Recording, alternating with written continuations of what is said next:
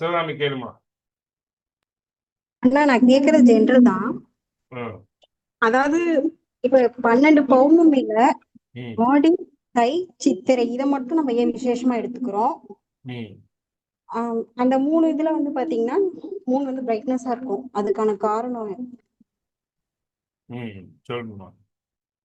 அதாவது 12 பௌர்ணமியில இந்த ஆடி மாச பௌர்ணமியும் தை மாச பௌர்ணமியும் இன்னொன்னு என்னம்மா? சித்ரா சித்திரை. பௌர்ணமி. சித்ரா பௌர்ணமி. இந்த சித்ரா பௌர்ணமி மட்டும் ஏன் பிரைட்னஸா இருக்கு? இதையே நம்ம முக்கியமா எடுத்துக்கிறோம் அப்படிங்கிறது உங்களோட கேள்வி. நான் இதுக்கு அடிப்படை ஜோதிடத்துல சொல்லி கொடுத்திருக்கேன். சித்ரா பௌர்ணமி அப்படிங்கிறது உயிரினுடைய நம்முடைய உயிரினுடைய இயக்கம், சிவசக்தி சங்கமத்தை சொல்லக்கூடிய பௌர்ணமி. இந்த சித்ரா பௌர்ணமி உலக உயிர்களின் இயக்கம், அண்ட சராசரங்களின் இயக்கத்தை காட்டுகின்ற பௌர்ணமி. மேசத்தில் சூரியன் நின்று, துலாத்தில் சந்திரன் நின்று, இந்த உயிராகிய சிவம் மேசத்தில் நின்று தன்னுடைய நுண்ணாற்றலை பூரா 7ஆம் இடம் என்று சொல்லக்கூடிய சக்தி ஸ்தானத்துக்கு கொடுத்து அந்த ஆற்றலை சக்தியாக மாற்றி, அதாவது அங்கே நுண்ணாற்றலாக வரக்கூடியது இங்க என்னங்குது 7ஆம் இடத்துல சந்திரன் மேல பட்டு சுகமா மாறி உலகத்துக்கு பிரகாசிக்கக்கூடிய இடம், உயிரினுடைய இயக்கத்தை சொல்லக்கூடிய இடம். நமக்கெல்லாம் நெற்றி பொட்டுல உயிர் நிக்குதுன்னு சொல்றோம். இந்த நெற்றிப்பட்டை குறிக்கக்கூடிய ராசி மேசராசி. அப்போ அந்த நெற்றிப்பட்டில் சிவம் நின்று சக்தி அதுக்கு நேர் எதிராகிய துலாத்தில் நின்று ஒன்றின் ஒன்று பார்வையும். ஏன்னா சிவத்தினுடைய ஆற்றல் அப்படியே நம்ம செயல்படுத்த முடியாது. அதை சக்தி மாற்றி குளிர்ச்சியாக, இன்பமாக, பொருளாக, அதாவது மமகாரம் மாயையினுடைய தன்மையாக மாற்றி கொடுப்பார். அதைத்தான் நம்ம அனுபவிக்க முடியும். அதைத்தான் நம்ம உயிர்கள் நுகர முடியும். அந்த தன்மையை குறிக்கக்கூடிய பௌர்ணமி, உலக இயக்கத்தை குறிக்கக்கூடிய பௌர்ணமி என்பதால் அந்த பௌர்ணமி எப்பவுமே சித்ரா பௌர்ணமி மிக பிரகாசமாக, வெளிச்சமாக இருக்கும். விஞ்ஞானப்படி பூமியினுடைய வடதுருவ தென்துருவ இணைவை குறிக்கக்கூடிய இந்த இடத்துல சூரிய சந்திரன் நின்று பிரகாசிப்பதால் அது மிகப்பெரிய ஒரு சக்தி வாய்ந்த, ஒரு ஆற்றல் மிகுந்த பௌர்ணமியாக சந்திரனுடைய ஒளி பிரகாசிக்கும். அதுக்கு அடுத்தது கடகத்தில் சந்திரன் நின்று, மகரத்தில் சூரியன் நின்று, அதுக்கு அடுத்தது கடகத்தில் சூரியன் நின்று, மகரத்தில் சந்திரன் நின்று, அதாவது நம்ம பூமிய மொத்தம் 360 டிகிரிய 90 டிகிரி 90 டிகிரி 90 டிகிரி 90 டிகிரியா பிரிச்சு அப்படின்னா 4 இது விடும். உங்களுக்கு இப்ப நான் போடுற கட்டம் உங்களுக்கு இந்த கட்டம் உங்களுக்கு தெரியுதா? வித்யா கார்த்திக் தெரியுதா? தெரியுதுங்க சார். இங்க பாருங்க, நான் அதை அப்படியே கோடிட்டு காட்டுறேன் பாருங்க. இங்க பாருங்க, இது ஒரு 90 டிகிரி.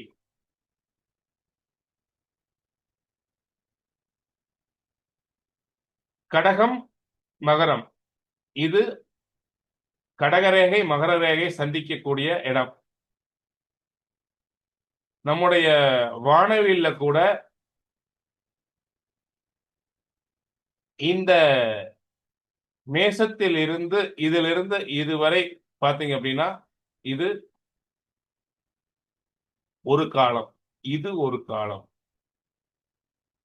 இது கோடைகால திருப்பம் சொல்லுவோம். தை முதல் இந்த தையில் ஆரம்பிச்சு நம்ம சித்திரை முடிய வரலும் கோடைகால திருப்பம். அப்படியே வைகாசியில கொஞ்சம் காத்து எடுக்கும். வைகாசிலிருந்து ஆடி வரும்போது அந்த கோடை காலம் மாறி அதுக்கு அடுத்தது காற்றடி காலம் என்று சொல்லக்கூடிய காலம் வரும். அந்த காற்றடி காலம் மாறி ஆடியிலிருந்து எடுத்துட்டோம் அப்படின்னா அதுக்கப்புறம் குளிர்கால திருப்பம் வரும். ஐப்பசி வரை. இது குளிர்கால திருப்பத்துக்குள்ள கூட்டிட்டு போகும். அப்போ இந்த கடகரேகை மகர ரேகை என்பது நம் வாழ்க்கையில் மிகப்பெரிய மாற்றத்தை, மிகப்பெரிய தன்மையை 1, 4, 7, 10, அதாவது 1ஆம் இடம் உயிர் நின்ற இடம், 4ஆம் இடம் மனோஸ்தானம், பொருளை குறிக்கக்கூடிய ஸ்தானம், 7ஆம் இடம் என்பது கலத்தர ஸ்தானம், மனைவி சமூகத்தை குறிக்கக்கூடிய ஸ்தானம்.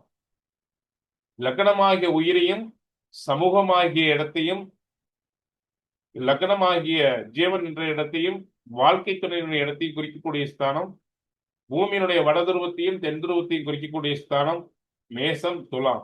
இங்க பௌர்ணமி வெளிச்சமா தெரியும். இதை நாம கொண்டாடுகிறோம். அதுக்கடுத்து ஆடி பௌர்ணமியை கொண்டாடுற காரணம் நம்முடைய வாழ்க்கையில் சுகங்கள், பொருளாதாரங்கள், வளர்ச்சி, தொழில் இதையெல்லாம் கொடுக்கக்கூடிய அம்பிகையை நாம் கொண்டாடுவோம். ஆடி பௌர்ணமியில், சித்ரா பௌர்ணமியில் சிவபெருமானை கொண்டாடுவோம். இந்த ஆடி பௌர்ணமியில் அம்பிகையை கொண்டாடுவோம். எதுக்கு? நமக்கு உலக தேவையான மமகாரம், பொருளாதாரம், சிறப்பு அனைத்தும் கொடுக்கக்கூடியது. அதாவது தட்சிணாயன காலம் பிறக்கக்கூடிய காலம். இது முக்கியமான பௌர்ணமி. இந்த பௌர்ணமி அது மாதிரி பிரைட்னஸா தெரியும். இதுதான் காரணம். பூமியினுடைய வடதுருவ தென்துருவம் மகர ரேகை கடகரேகை சந்திக்கிறதுனால இது நமக்கு பிரைட்னஸா தெரியும். அதுக்கு அடுத்தது பாருங்க, கடகத்தில் சந்திரன் நின்று மகரத்தில் சூரியன் நின்று தை பௌர்ணமி. இந்த தை பௌர்ணமி எங்க சூரியன் எங்க நிற்கிறாரு? மகரமாகிய கர்மஸ்தானத்தில், ஜீவனஸ்தானத்தில் சிவபெருமான் நின்று, மனோஸ்தானத்தில், நம்முடைய மனோஸ்தானத்தில், பொருள் ஸ்தானத்தில்,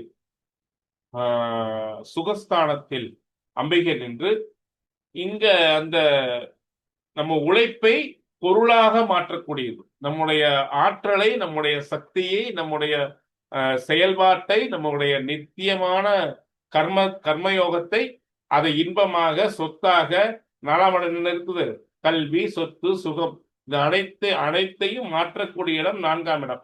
ஏன்னா ஒரு பாவகம் அதற்கு 7ஆம் பாவகத்தை சார்ந்துதான் இயங்கும் அல்லது அதை இயக்கும். இதை புரிஞ்சுக்கணும். அப்போ 1, 7, 1ஆம் பாவகம் அதற்கு நேர் 7ஆம் பாவகத்தை சார்ந்துதான் இயங்கும். ஏன்னா 180 டிகிரி. அங்கே சிவம் நின்றால் இங்க சக்தி நிற்பா. அதுதான் பௌர்ணமி. அப்ப அது உலக உயிரின் இயக்கம். கடக மகரம் என்பது அது அது அது வந்து பொருளாக, இன்பமாக மாறி பிரதிபலிக்கக்கூடிய இடம். அதனால இந்த கடகத்தில் சந்திரன் நின்று மகரத்தில் சூரியன் நின்று கொடுக்கக்கூடிய தை பௌர்ணமி என்பது முருகப்பெருமானை விசேஷமாக கொண்டாடுகிறோம். முருகப்பெருமான் என்ன அம்சம்? சிவசக்தியினுடைய அம்சம். அந்த சிவசக்தியினுடைய சேர்க்கை அம்சம். அதை நம்ம சிறப்பாக கொண்டாடுறோம். இந்த பௌர்ணமி உலகத்தினுடைய இன்பங்களை எல்லாம் கொடுக்கக்கூடிய பௌர்ணமி. புரியுதுங்களா? ஆடி பௌர்ணமி அதை நோக்கி பயணிக்கக்கூடிய பௌர்ணமி. பொருளாதாரத்தை இதை நோக்கி பயணிக்கக்கூடிய பௌர்ணமி. அப்போ எங்க நிற்பார்? சூரியன் கடகத்தில் நிற்பார். அங்க நின்று இங்க 10ஆம் இடமாய் கர்மஸ்தானத்துக்கு ஒளி கொடுப்பார். எங்க கொடுப்பாரு? கர்மஸ்தானத்துக்கு ஒளி கொடுப்பார். அதாவது செயலை துவங்குவதற்கு, ஒரு செயலை துவங்குவதற்கு. அப்ப அன்னைக்கெல்லாம் விவசாயம் தான் பார்த்தாங்க. அதனால அன்னைக்கு என்ன பண்ணுவாங்க? ஆடிப்பட்டம் தேடி கூட பேசுங்க. விதைக்கணுங்க சார். விதைக்கணும். ஏன் விதைக்கணும்?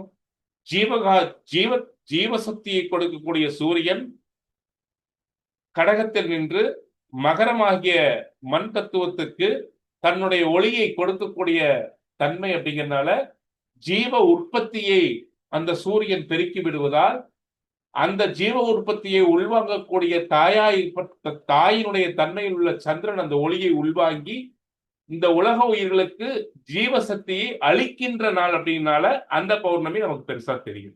அந்த பௌர்ணமி நம்ம கொண்டாடுவோம். ஆடி பௌர்ணமி அம்பிகை கொண்டாடுவோம். இதுவே மகரத்தில் சூரியன் என்று திருப்பியும் கடகத்துக்கு சந்திரன் போகக்கூடிய தை பௌர்ணமி என்பது அறுவடை காலம். விதைச்ச பயிரை அறுவடை பண்ணக்கூடிய காலம். அப்போ இத பயிருக்கு மட்டும் எடுத்துக்காதீங்க. வாழ்க்கையினுடைய நம்முடைய செயல்பாட்டினுடைய அனைத்து காரியங்களுடைய நற்காரியம், தீக்காரியம் அனைத்தினுடையதையும் அறுவடை செய்யக்கூடிய காலம். அப்போ அங்க போய் சந்திரன் நின்று இங்கே சூரியன் நின்று ஜீவசக்தியின் மூலம் அளிக்கப்பட்டு அதை உள்வாங்கி பிரகாசிக்கக்கூடிய பௌர்ணமி என்பதால் தை பௌர்ணமியும் நம்ம கொண்டாடுகிறோம். இப்ப புரியுதா? கொஞ்சம் கடினமா இருக்கா? புரியுதா? நித்யா கார்த்திக், சிவகாமி, சார் சூப்பரா புரியுதுங்க சார். சிவகாமி. புரியுதுங்கண்ணா, புரியுது. ம். இது ஒரு நீ கேட்ட கேள்விமா, சூப்பரான கேள்வி. இதை இப்ப நம்ம கிளாஸ்ல கொண்டு வர போறோம். இது நம்ம சப்ஜெக்ட்ல இருக்கிற பாடம் தான். ஆனா நீ இப்போ ஒரு கணக்க பௌர்ணமி அன்னைக்கு கேட்டியா, இருந்தாலும் அதுக்கு சொல்லணும் அப்படிங்கறதுக்காக நம்ம அதை சொல்றோம். இத குழப்பிக்கலாம் தேவையில்லை. இந்த 4, அதாவது கடகரேகை, மகர ரேகை, பூமத்திய ரேகை, இந்த வடதுருவ தென் துருவத்தை இணைக்கக்கூடிய புவி நடுக்கோடு, இந்த இடத்துல சூரியனும் சந்திரனும் நின்று பிரகாசிக்கும் பொழுது இந்த நம் வாழ்க்கை இதை 90 பெறீங்க. இது ஒரு 90, இது ஒரு 90, இது ஒரு 90, இது ஒரு 90. புரியுதுங்களா? அப்போ நம்ம வாழ்க்கையின் ஒரு மாற்றத்தை கொடுக்கக்கூடியது இந்த கடக மகரம்.